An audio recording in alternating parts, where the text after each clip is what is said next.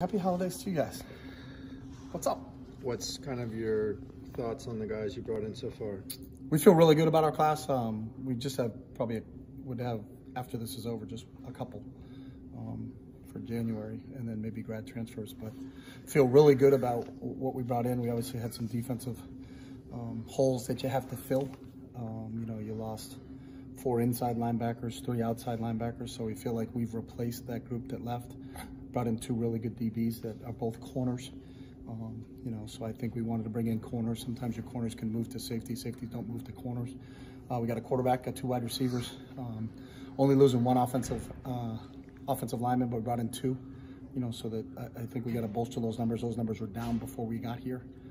But we feel really good about the class we brought in. And there's a couple kids that have not been vetted through the compliance office that we're just waiting. And then when those kids come through, then we'll make sure we get those out to you. But I can't speak about the kids unless their letter of intent has already been processed. So that could be those could be imminent though. Those ones you're talking about. Yeah. And how many are those? There's a couple. Okay.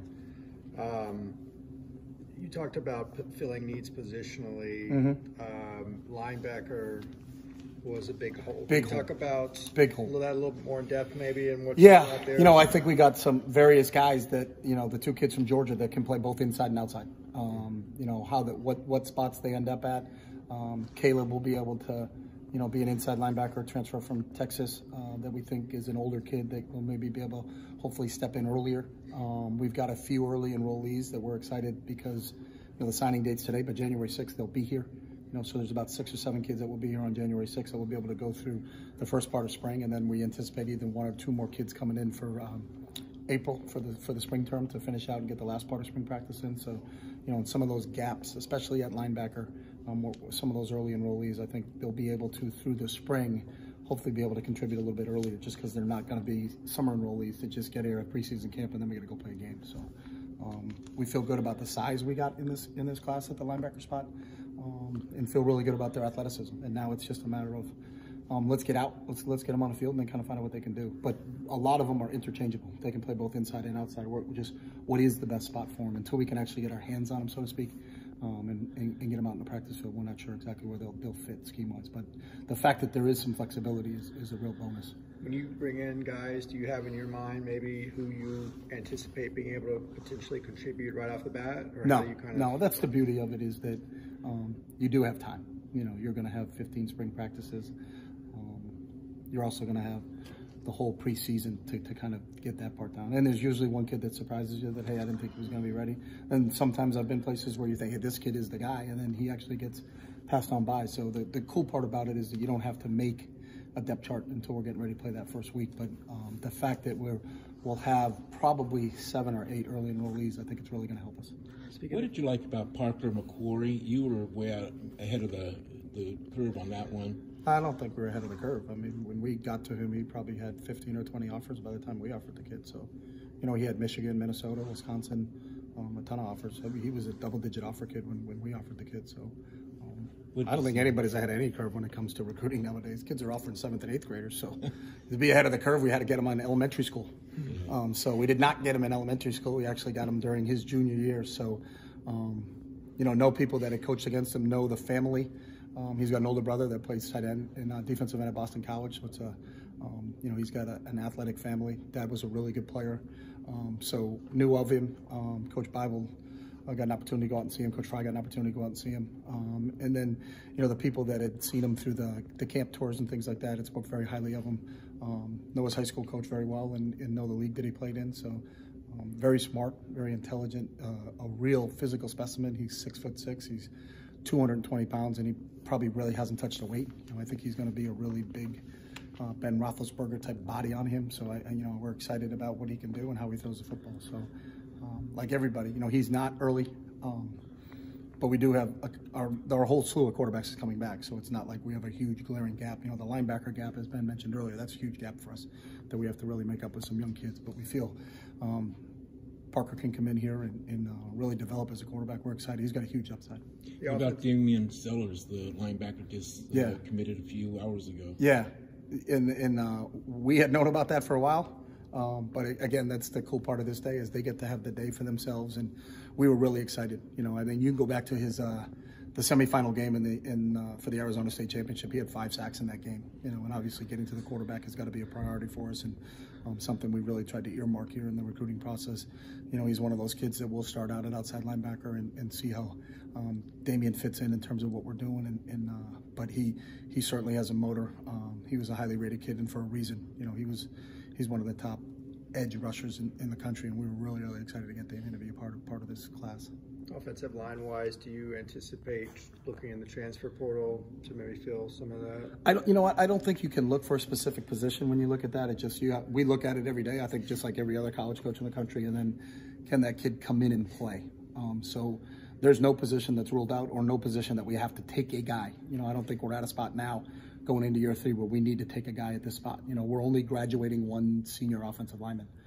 So Boss is the only one who left, and we replaced him with 2 scholarship players. But there's a bunch of young guys that we feel really excited about. John Gaines, who's played some significant snaps for us. Alec Anderson, who's played significant snaps for us as we develop him. Sam Marazzo did a really nice job in there. And then all of a sudden, you got guys like Bo Taylor in last year's class, Josh Carlin, who we had the opportunity to redshirt, that will get a chance through the spring now to kind of move into a 2 role, and then see how it shakes out. And put the best 5 guys on the field. But you got Duke coming back for year 2, Sean Ryan coming back for year 2, Chris Murray going into year 3 now, Jake Burton will be going into 3 years. So we have 4 starters coming back in the offensive line.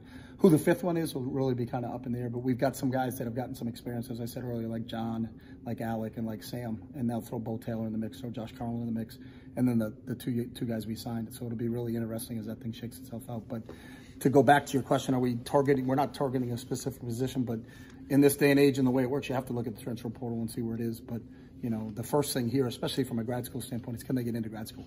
And that kind of eliminates a lot of the clutter, so to speak, and then we can kind of hone in. We've taken 3 grad transfers since I've been here. Wilton Spade, who was a great contributor for us, and then Jason Harrison, Wade Lees last year. So part of it is, and we weren't really looking for, in the beginning, for a punter, but when Wade went in, you're like, all right, where does he fit? And he's got a shot, and is he going to come in and contribute? So we added Wade, and I thought he was a great addition last year. So we'll look at it, and we'll always look at it, but there's not a specific plan that we have to hit a position, because if there's not a real good guy at that position, then you put your eggs in the wrong basket, so to speak. So.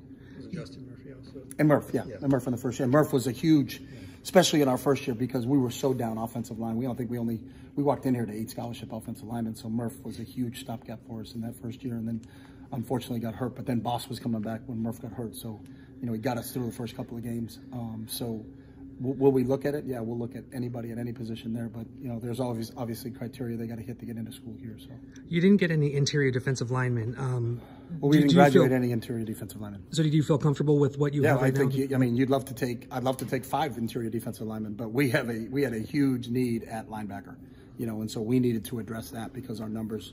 And again, we took over. It's a skewed class on how it was. I think you had 4 senior linebackers at inside, and so how do we kind of balance that back out? I think getting Caleb, so we're not all in the same class again. Caleb is not an incoming freshman, so you hope you get a little bit of a thing there. But I think when you replace, you're not saying, hey, we didn't take any interior defensive linemen, but Osa's back, Martin's back, Neo's back, Mafi's back, Otito's back, Tyler Manoa's back, Stephen Mason's back, Odo Izabor's back. They're all back. So when you look at it, we weren't in the luxury of saying, hey, we want to do this.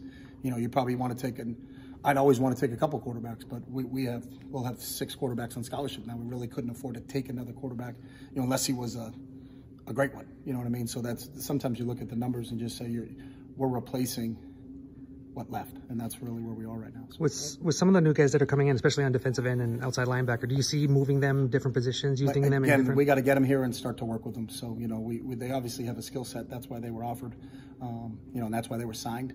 But then you got to get them on the field and kind of find out what they do best, and where's their best home. Odo was a kid that's kind of bounced around from a couple different positions, and then from really the Washington State game on was a huge influence for us as an interior defensive lineman and made a huge impact for us there. So, where they fit, I think that's part of, getting him here and getting him ingrained and getting him out in the field and getting a chance to work with him. So you brought in at least 8 guys, I think, since the start of November. Are you happy with how you were able to kind of rally and bring in guys later in the period? I'm confused with the question. 8 guys who have been committed since the start of November. Yeah, see, no, again, there are kids that have committed to us that they didn't make it public, but they've been committed to us. So we can't announce anything until today. So I think maybe sometimes there are things out there, but we felt really comfortable with our class for a while here because we knew kind of who we were going to get. So I think that's sometimes the perception isn't the reality there. We can't control when a kid announces a commitment. Some kids didn't announce commitment still today, but we knew 2 months ago that they were coming. So I felt like the process went really well for us in terms of how we did it. You know, in terms of where our weekends were and how kids were spaced out. You know, we didn't have a weekend where we had 27 kids in, and then you're scrambling to say, what are we going to do out of this? I think it was very well thought out how we spaced out the visits and kind of who was coming in and when they were coming in. So felt very comfortable with the process and how it worked. So you had some guys who walked on senior night with remaining eligibility. Can you tell us the status of these guys, like Michael Alves? Yeah, Mike Alves is done. He's medically retired? He's graduating, so he's moving on, and I'm not sure. Mike, you could call it a medical retirement. I don't think he's not. Mike's not going to play football anymore. So Mike is graduating, and he will graduate. So what about Ethan Fernan? Ethan's petitioning to get another year back because he played, I think, a snap or two when he was a freshman here. So we're going through that waiver process right now. And that could be here, play here? Yes. Okay. What about Diamond Lee? Diamond Lee's graduating and is done. Done with football. Done with football. And then Matt Lynch. Matt Lynch is going to come back for a 5th year. Here. Okay. What about your when you look at the makeup of the location of where these young men are from? A lot of out-of-state guys. Is there a ratio that you're comfortable with there? I mean, no. does I wish all you? of them were at Pacific Palisades High School because it would make our drive and recruiting a lot easier. So I don't think you can predict or say where you're going to be. Most of our recruiting is in our footprint, and what I mean by the footprint is in the Pac-12. You know, so you're talking, we have Arizona kids, we have a Utah kid, we have California kids, we have Hawaii kids. That's kind of our footprint. If it's anybody outside the footprint, then they've expressed interest in us, and they'd probably come out here on their own unofficially. So, you know, both Che and Miles came here on their own, the 2 linebackers we took out of Georgia. We're really excited about UCLA, you know, the national brand that UCLA is, both academically and athletically, and contacted us. So that kind of fit into it. Kenny Messador, the outside linebacker out of Connecticut, is at a prep school in Connecticut, but he's actually from Canada. So he went to high school in Canada, then went to a prep school in Connecticut to further his academic career and get himself an opportunity. So he's already done that. Parker's the same thing. You're going to go national to try to find a quarterback. So, but there's not a rhyme or a reason. If you ask any of us, it would be a lot easier if we didn't have to get on a plane, but sometimes it doesn't dictate that. I guess the concern with out-of-state guys is maybe they're more likely to get homesick or go True, back home. but I've had kids a half hour from home get homesick too. So, you know, I think it's the makeup of the individual, and we feel really good about the makeup of these guys. But there's nothing. You're 100% right. The farther away from home, I think there's always issues from that. But Otito's been a great player for us out of Texas and has contributed as a true freshman and has done a really nice job for us. And he's an out-of-state kid. You know, Jordan Wilson is a Tennessee kid that's done a great job for us, you know. So there's been a history at this school of guys, you know. Roman Pfeiffer, we talked to Roman all about it, North Carolina guy. Kenny Easley's a Virginia guy, you know. So there's Kevin Jordan, is All-American wide receiver. He's from the Maryland area. So there's been a ton of guys that have come from outside.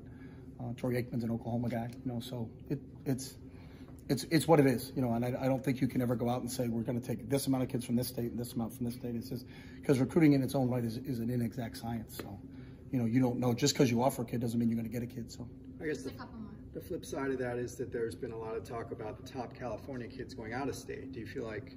But I mean, it's not like we didn't recruit them, okay. You know. So that's part of the process. I don't think there's a lot of national kids that went maybe out of state, but it wasn't that we didn't recruit the kids or didn't offer the kids. But you know, there's a really good quarterback who went to Alabama. You know, he's the #1 kid in the country, but we recruited him just like I think everybody in the country recruited him. So I don't think we're passing over local kids to go take kids from outside the area. So. Do you have an idea on how many more scholarships you're going to give out before February, or is that? We only have a couple left, so I mean, I'd love to give out 27, but you can only sign 25. So. Do you have any update on your staff? Do you anticipate returning intact next season? Yeah, I don't anticipate any staff maneuvers, but I don't know if other people are going to get offered jobs anywhere else either. So, this current time, no one's been offered any jobs anywhere, but that's always what you had to deal with. You know, after the signing date last year, Roy Manning was offered a job at Oklahoma and left to Oklahoma, and we brought Jason Kafusi in. So I can't predict what's going to happen from that standpoint. What about guys leaving on their own, like retiring? No one's talked about retirement here. Liku, is he permanently on offense now? Liku, Ciale? Yeah. Yeah, he'll go into spring ball as an offensive lineman. Okay. Is he a center or a guard? What? He's playing guard right now. But again, anybody that plays inside's got to play multiple positions. So, you know, we'll see how that shakes itself out. But he did a really nice job as he transitioned, and you know, we think his future is as an offensive lineman, and I know Justin's really excited about him. But the fact that we got a chance to kind of work with him on both sides during the year, you know, gave us a chance to try to fit him into the right spot. And as I mentioned earlier, we talked about all of the interior defensive linemen are coming back. So, you know, we feel like there's 6, 8, 10 of those guys, you know, that are inside kids. So, again, we had to bolster.